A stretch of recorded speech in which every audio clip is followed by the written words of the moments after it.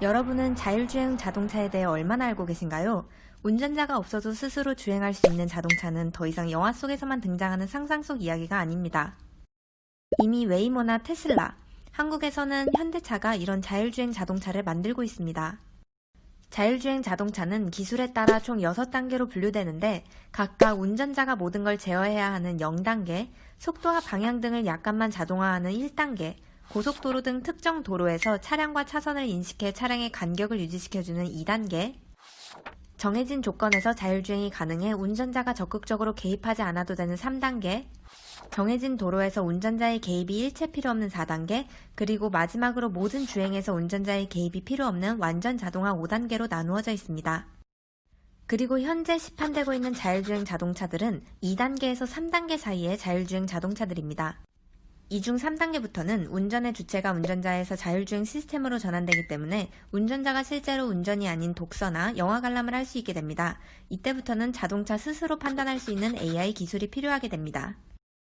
자, 그러면 자율주행 자동차는 어떻게 작동하는 걸까요? 사실 세부적인 부분은 너무 복잡해서 짧은 동영상으로는 설명할 수 없답니다. 하지만 자율주행 자동차가 어떻게 주위 환경을 인식하고 판단을 해서 움직이는지 간단하게는 알아볼 수 있죠.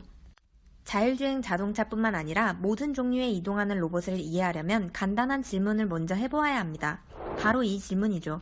나는 어디에 있는가? 스스로가 어디에 있는지 알아야 비로소 목적지로 이동할 수 있게 되기 때문입니다. AI에서 이것을 슬랩 문제, 즉 동시적 위치 인식 및 지도 작성이라고 부릅니다. 이렇게 들으면 어렵게 들리지만 사실 엄청 간단합니다. 여기가 어디인지 마음속에 지도를 그리고 그 지도에서 내가 어디쯤 위치하는지 추론하는 것을 동시에 하는 것이죠. 예를 들어 여러분이 우체국이 어디 있는지 몰라 지나가는 사람을 붙잡고 물어봤을 때 그 사람이 두 번째 사거리에서 오른쪽으로 돌면 나옵니다 라고 대답했다고 가정해 봅시다. 그럼 여러분은 머릿속에 지도를 그려서 두 번째 사거리와 목적지인 우체국을 찾아야 합니다. 이것이 바로 슬랩 문제입니다. 사실 우리는 이런 문제를 의식하지 않아도 어렵지 않게 해결할 수 있습니다. 하지만 로봇들은 이렇게 간단한 문제를 오히려 어려워합니다. 그렇다면 AI는 슬랩 문제를 어떻게 해결할까요? 바로 베이즈 규칙이라는 것을 통해 해결합니다. 공식은 어렵고 복잡하니 생략하도록 하죠. 1750년대에 무명의 영국인 목사 토머스 베이즈에 의해 발명된 베이즈 규칙은 새로운 정보가 입수되었을 때 기존에 가지고 있었던 믿음을 어떻게 바꾸어야 할지 알려주는 규칙입니다. 이 규칙은 물건을 찾을 때 매우 유용하게 사용됩니다. 예를 들어 집에서 열쇠를 잃어버렸다고 가정해 봅시다. 먼저 우리는 본인이 현재 가지고 있는 정보를 이용해서 열쇠가 있을 확률이 가장 높은 곳을 정합니다. 즉 사전 믿음을 만드는 겁니다. 그리고 실제로 본인이 열쇠가 있을 것이라고 믿는 장소에 찾아가 봅니다. 그곳에 열쇠가 있다면 검색을 끝낼 수 있지만 열쇠가 없다면 세 번째 단계로 넘어가야 합니다. 세 번째 단계는 여러분의 믿음을 수정하는 단계입니다. 처음에 확률이 높다고 생각했던 부분에 대한 확률을 낮추고 다른 지역 확률을 그만큼 높이는 것이죠. 그리고 이 두 가지를 결합해 새로운 믿음을 만들어냅니다. 즉 베이즈 규칙의 핵심은 사전 믿음에 사실을 더해서 새로운 믿음을 만들어내는 것입니다. 이 과정을 반복하다 보면 결국 여러분은 열쇠를 찾을 수 있게 됩니다. 이러한 베이즈 규칙을 자율주행 자동차가 스스로에게 적용한다면 시시각각 변화하는 장소에서 본인의 위치를 추측할 수 있게 됩니다. 예를 들어 시속 50km로 달리는 자율주행 자동차가 현재 A 지점에 있다고 가정해 봅시다. 우선 AI는 현재 자동차의 속도와 바퀴의 방향 등을 고려해 다음 순간의 위치를 추측할 것입니다. 이것이 사전 믿음이죠.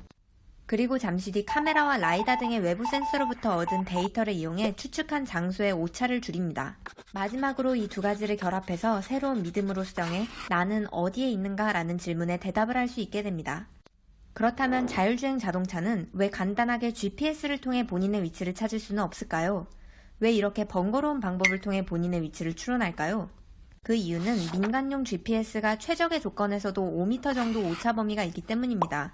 게다가 주위에 큰 건물이 있거나 터널을 지나간다면 오차 범위는 20에서 40m까지 늘어나죠.